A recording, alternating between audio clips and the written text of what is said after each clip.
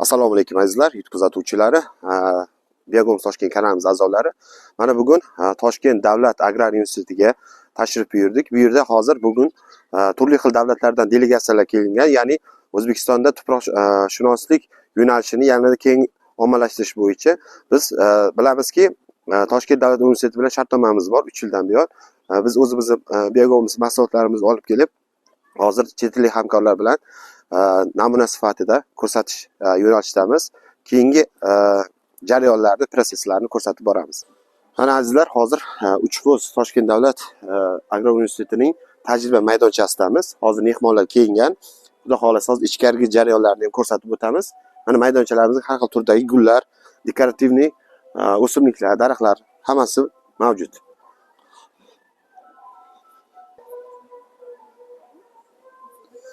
Mana azizlar, hozir Toshkent davlat agrar universitetining tuproqshunoslik fakulteti yo'nalishida Gulmira opamiz bilan bevosita suhbat qilamiz. Assalomu alaykum. Gulmira opa, bu tajriba maydonchasiga keldik. Mana qarang, hozir kartalarni qo'yib qo'yibdi. Bu kartalar nimalarni anglatadi? Bularni bir to'liqroq tushuntirib bersangiz. Assalomu alaykum. Demak, Toshkent davlat agrar universitetining dala maydoni 30 gektar maydon. O'sha 30 gektar maydonni chegaralari ifodalangan. Karta 30 gektar maydonni tashkil etadi, chegaralari. Bu joyda agrokimyoviy xaritanoma deyiladi. Bu kartalarimizning nomi. Masalan, bu yerda 4 ta karta aks etgan bo'lsa, birinchisi almashinuvchan kaliy bilan ta'minlanganlik darajasini ko'rsatadi. Ya'ni harakatchan kaliy elementi, o'simlik uchun zarur bo'lgan kaliy elementining miqdori qanaqaligini ko'rsatib beradigan kartogramma.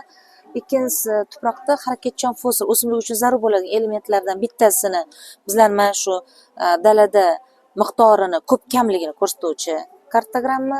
Keyingisi, harakatchan azotni, mana shu dala maydonni harakatchan azot bilan qanaqa miqdorda ta'minlanganligini ko'rsatib beradi va oxirgi kartamiz mana shu dala maydonlarimizni humus bilan ta'minlanganligi, ya'ni bitta anaqa bilan aytganda tuproqni unumdorligini ko'rsatib beruvchi kartogramma deyiladi. Kartogrammalar har 4 yilda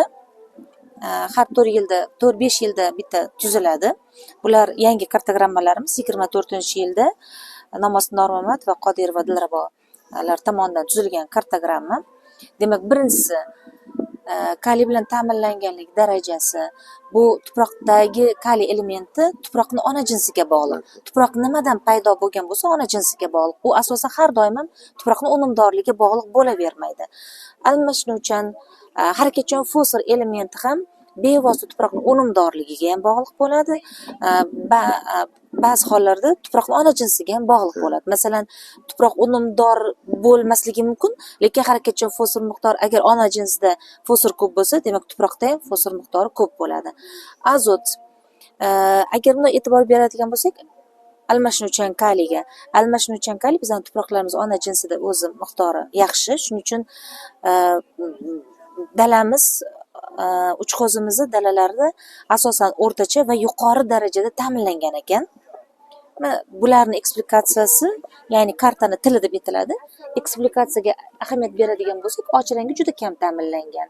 Yuqori borgan sari qancha rangi to'qlashgan sari yuqori ta'minlanganligini bildiradi. Agar kartaga e'tibor beradigan bo'lsak, mana bu joylarimiz bular kam ta'minlangan, bular joylari esa yuqori ta'minlangan. Yuqorida aytib o'tgandek, kaliy elementiga o'zi boy bizning tuproqlarimiz ona jinsi. Harakatchan fosfor miqdoriga keladigan bo'lsak, och ranglari, eksplikatsiyada och ranglari kam ta'minlanganligini, rang to'qlashgan sari yuqori ta'minlanganligini beradi. Agar kartaga e'tibor beradigan bo'lsak, juda kam ta'minlangan hududimiz deyarli yo'q bizlarda. Asosan demak, kam ta'minlangan, o'rtacha ta'minlangan mana bu hududlarimiz. Mana 11-chi naqalarimiz, maydonlarimiz belgilangan, kontur maydonlarimiz, bular yuqori ta'minlangan ekan. Ana endi harakatchan azotning miqdorini ko'ramiz. Keyingi element. Demak, bu eksplikatsiyaga qarasak, bunda ham och rangi kam ta'minlangan, borgan sari to'qlashgan, yuqori ta'minlanganligini. Odatda azot elementi juda ham harakatchan. Tuproqda miqdori qachon organik o'g'it berilgan paytda, tuproqni, ya'ni unumdorligi oshgan paytda azot miqdori ham bevosita ko'tariladi.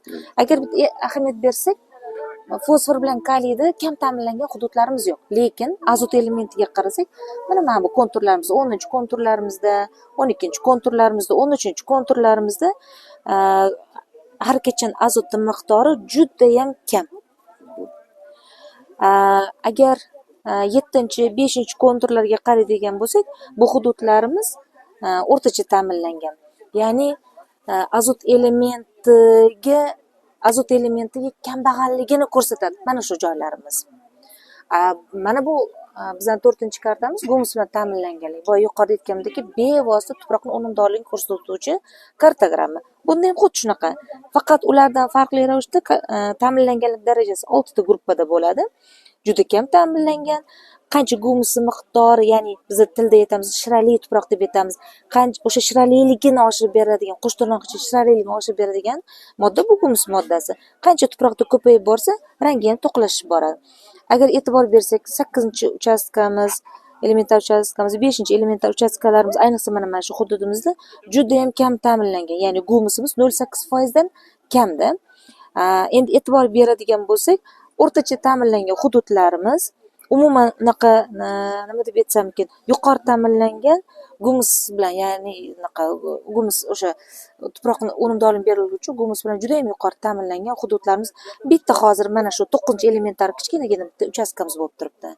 Endi agar bevosita sizlarni bir faoliyatinglar bilan bog'laydigan bo'lsam, tuproqni gumus moddasini oshirib berishda, qachonki tuproqda gumus moddasi oshsa, bevosita undagi azot elementining miqdori ham oshadi.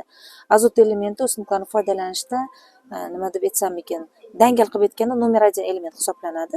Qachonki gumus miqdori oshsa, bevosita to'g'ri proporsional deyiladi, azot elementi ham oshadi. Gumusi tuproqning unumdorligini oshirishda, gumus elementini oshirishda bevosita organik o'g'itlarni siz tasavvur qilib bo'lmaydi. Organik o'g'itlarni qo'llash orqali tuproqning barcha xos xususiyatlari yaxshilanadi va organik o'g'itlarni qo'llash bilan tuproqning unumdorligi ham oshadi. Biz aytamiz, dars jarayonida aytamiz, o'g'itlar 2 turga bo'linadi. Bevosita va bilvosita deb aytamiz. Bevositaga bular mineral o'g'itlar, ular o'simlikning o'sishini ta'minlaydi, lekin tuproqning unumdorligini oshirmaydi. Biz kelajakda tuprog'imizni sog'lom qilib yetkazib bermoqchimiz-ku uni farzandlarimiz, nevaralarimiz, chavaralarimiz foydalanishga sog'lom qilib yetkazib berishda organik o'g'itlarni o'rni beqiyos. O'sha unumdorligi oshgan tuproqlardan foydalanish samaradorligi oshadi. Ya'ni bu yil ham foydalanamiz, undan keyingi yilda ham mineral o'g'itlardan foydalansa, u o'simlik shu yil ekilgan o'simlik foydalanadi. Uni agar organik o'g'itlar bilan ta'minlasak tuproqlarimizda, uni foydasi bu yil ham foydalanamiz, keyingi yil ham, ya'ni tuproqdan foydalanish muddati uzayadi. Shuning uchun organik o'g'itlardan foydalanish tavsiya etiladi. Tuproqning unumdorligini oshirishda. Tuproqning unumdorligi oshadigan bo'lsa, o'simlikni ildizi o'sib turgan muhitda birinchidan tuproqning hamma xos xususiyatlari yaxshilanadi. Unga biz umumiy fizofasillar deb aytamiz. Uni zichligi kirib ketadi, struktura holati yaxshilanadi. Yana nima? Bir qancha xos xususiyatlari, suvni tutib tura olmaydigan tuproqlar suvni tutib turish xossiyatlari, zichlashib ketgan tuproqlarimizda zichlik biroz kamayadi. Ya'ni sanab o'tadigan bo'lsak, hamma xos xususiyatlari yaxshilanadi. Qachonki tuproqda xos xususiyatlar yaxshilansa, biz ko'rmaydigan ildiz qismi bor. Ildiz qismi uchun qulay sharoit yuzaga keladi. Qulay sharoitda ildiz tizimi yaxshi rivojlangandan keyin, demak, yuqoriga yaxshi samara ko'rsatadi. O'simlik yaxshi o'sib rivojlanadi va yana bitta eng muhimi, organik mahsulot olishga erishiladi. Organik mahsulot oldi degani, mahsulotning tarkibida hamma insonni nima deydi, oziqlanish uchun zarur bo'ladigan elementlarni hammasi mujassam bo'lgan oziq-ovqat mahsulotlari olishga erishamiz. Birinchidan bir biosferani sog'lomligini ta'minlashda bir hissa qo'shgan bo'lamiz. Ikkinchidan eksportga yaxshi mahsulot yetishtirib bergan bo'lamiz. Uchinchidan o'zimiz ham dasturxonimizga ekologik toza mahsulot qo'shishga erishgan bo'lamiz. Shuning uchun tuproq unumdorligini oshirishda organik o'g'itlarsiz tasavvur qilib bo'lmaydi.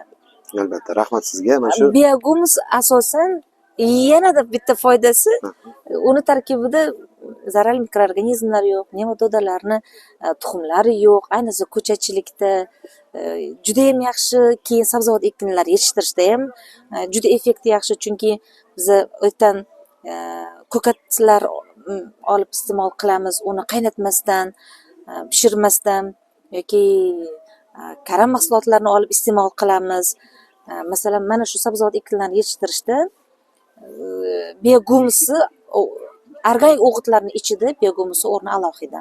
Albatta, juda organik o'g'itlarni misol uchun sabzavotlarga deyilyapti. Bu ertangi kunga butun jarayonlarni amalga oshiradi. Ya'ni nima desa bo'ladi? Ertangi kunga yosh o'sib kelayotgan avlodga ham juda ham ta'siri yaxshi demoqchisiz. Albatta, ekologiyani sof holatda ushlab qolish, toza mahsulot yetishtirish, dasturxonimizni toza organik mahsulot bilan ta'minlash. Uchinchidan, eksport. Chunki organik o'g'itlarning tarkibida nitrat bo'lmaydi-da. Shuning uchun sabzavot, poliz mahsulotni yetishtirgan paytda sof holatdagi mahsulotni iste'mol qilish imkoniyatini beradi. Ya'ni mahsulot tarkibida nitrat miqdori to'planmaydi. Nitrat moddasi bilan zaharlamagan bo'lamiz bizlar. Rahmat sizga, kattakon, buncha savollaringizga javob berganingizga. Ishlaringizga muvaffaqiyat. Rahmat e'tiboringiz uchun.